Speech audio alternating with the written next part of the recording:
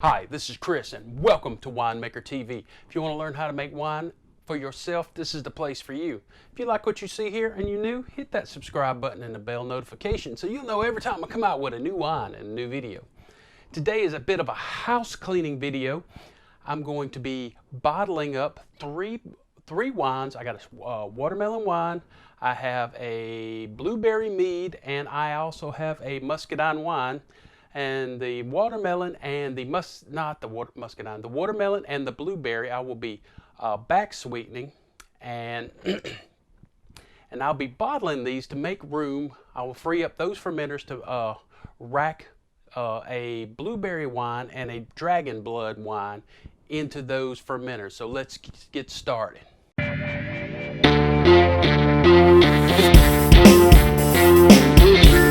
First off, we're going to be back sweetening three wines. We'll probably start with the watermelon. And a friend told me about the watermelon, and I found out it's true. Watermelon takes time to age, because if you don't let it age, then we're going to be adding some potassium metasulfate to kill off all the yeast that's left in there. And we're going to be back sweetening it, and we're going to bottle it, and we're going to let it sit for about a year. Because like my friend said, right now it tastes like old watermelon rind. So, but he said after a year it becomes great. So that's one of those wines. If you want to see how I did it, there'll be a card coming down. But if you want to see how I did that, you can have a look there. But know that this is not a quick wine. If you want something that's good tasting, it's going to have to sit for a while.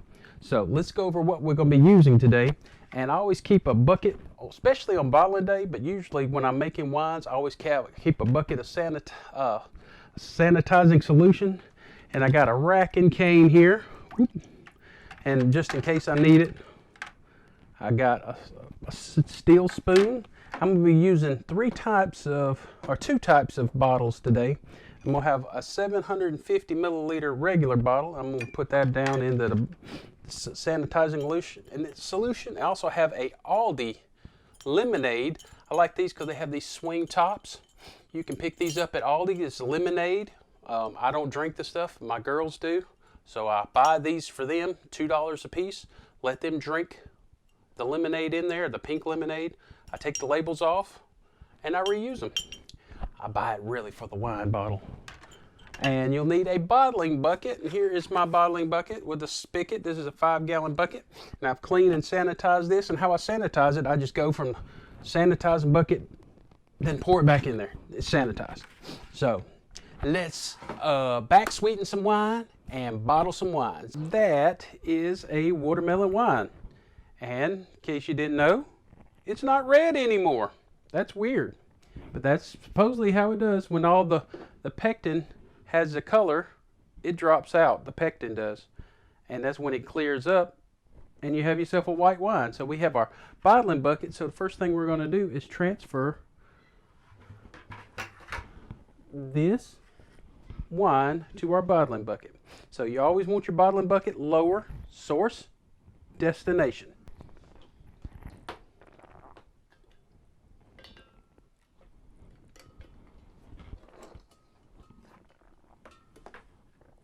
All right, always make sure your valve is off, or your wife might get mad at you because you will make a mess in her floor.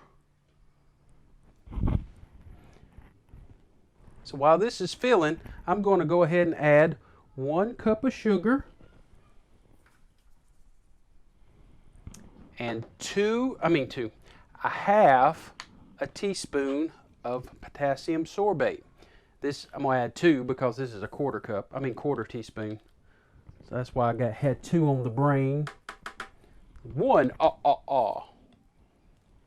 2 This is to prevent the yeast to re-energize and start back up, while because I added more residual sugar. If I didn't do that, it would gobble that sugar up and just get stronger up until a certain point, depending on what kind of yeast you use. We're gently stirring to get this sugar dissolved. You don't want to get oxygen in this, so we're going to gently, slowly get this stirred up.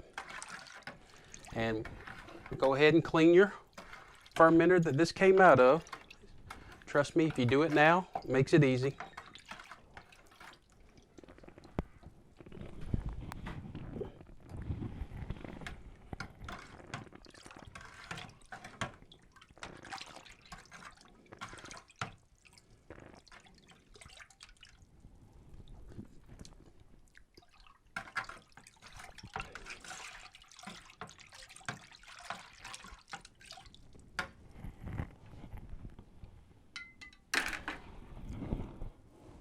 All right, then take your 7 milliliter bottle. I just got it right out of the sanitizing solution. And I always let the wine run down the side of the bottle.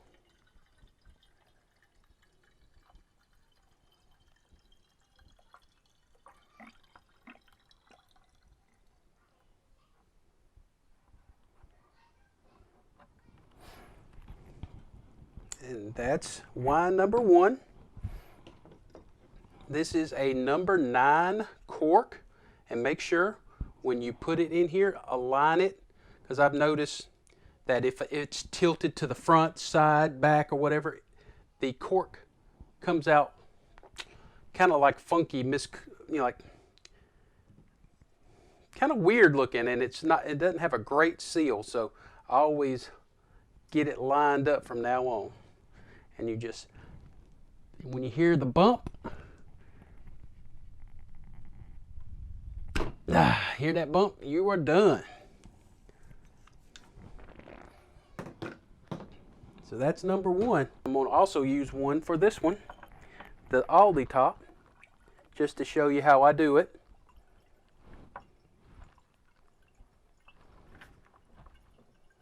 A gallon will make about 4 to 5 750 milliliter bottles,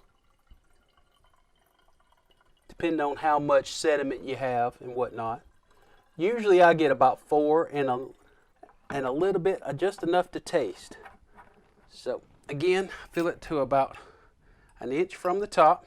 These are real easy, just boom, pop it over. Now let's get on to our next wine. Well, actually, got 2 more of these to do, then on to the next wine. Here is my Muscadine wine, and we're going to repeat this process with the potassium sorbate, but I'm not going to be adding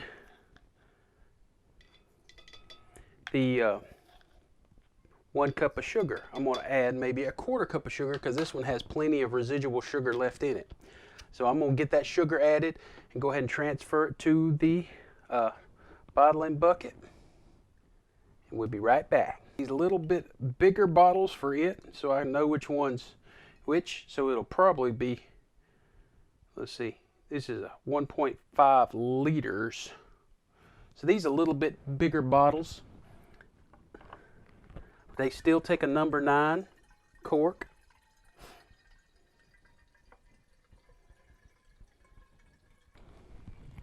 Look at the nice color on that one.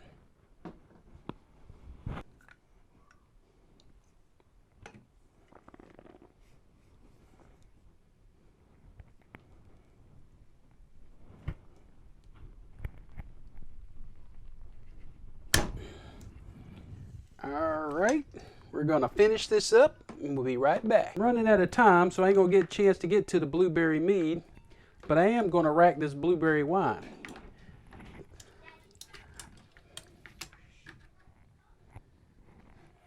So it's pretty simple, if you want to see how pretty that looks. Just a few pumps, and I always like to tilt it again, source higher than destination. So we're going to get this racked over and we'll be right back. Here is the Dragon Blood wine. Beautiful red color. Other one was a dark purplish. This is more of a red color. Again, source, destination. When you're done this, clean all your stuff up. That's the easiest way to do it. Look how pretty that is. It smells delicious too. So we're going to finish this up and we'll be right back to wrap things up. Now we got this house cleaning out of the way. If you like what you see here, hit that subscribe button and the bell notification so you'll know every time I come out with a new wine and a new video. Also, there'll be links to my corker and all that in the description below. There are Amazon affiliate links, so it'll go a long way if you would use those links to make your average, ordinary, everyday purchases through one of my links. It will give me some commission to help for me to go buy some equipment and ingredients. So we're going to let these things sit. Like I said, that watermelon is going to sit for about a year. Muscadine, not so much. I'll probably enjoy that in a month or so. So if you like what you see here, also join my Facebook group and continue learning how to make wine. There'll be some cards popping up. So if you would click one of those, and this is Chris with Winemaker TV. That's all there is today.